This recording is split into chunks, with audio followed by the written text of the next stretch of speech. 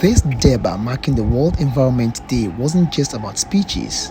It was a call to arms against a visible enemy choking our environment: plastic waste. Another global theme and the Bono East region's rallying cry, from pollution to solution, ending plastic waste. The Environmental Protection Authority and local leaders painted a stark picture. Plastic isn't just ugly litter, it is a toxic threat.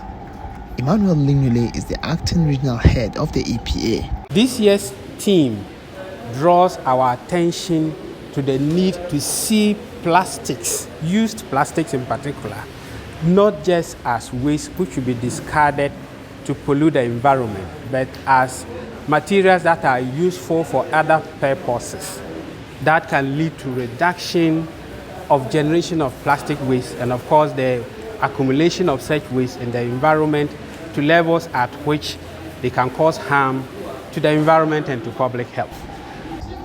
The message was clear. Ending plastic pollution requires shifting from seeing plastic as disposable to treating it as a resource to reduce, reuse, recycle and recover. We know of plastic gallons, particularly the ones we call the Kofo gallons. They originally contain oil, but after we finish using the oil, we use these containers for storing water in our homes, and so they don't end up as waste. So learning from this, it means that there are many other plastics that if we think critically about, we may find other uses for such plastics. And this way, we will end or at least reduce significantly the generation of plastic waste from the use of such products. Municipal Chief Executive for Techiman North, Adam Kobna Johnson, who was the special guest speaker at the event, noted that his office is set to conduct a massive sanitation campaign across the area to help expose the people to the negative impacts of plastic pollution. We embark upon education to make sure that the usage, as we have reiterated here, reuse, and then the alternative to the plastic, that is the paper and other alternatives that are environmentally friendly, to make sure that we can absorb ourselves from these environmental problems. He also noted that there is the need to intensify tree planting efforts, particularly across schools, to help reduce global warming as well as mitigate the impact of climate change. We have also taken it upon ourselves, in collaboration with the Environmental Protection Authority, to make sure that we also embark upon serious, massive tree planting exercise.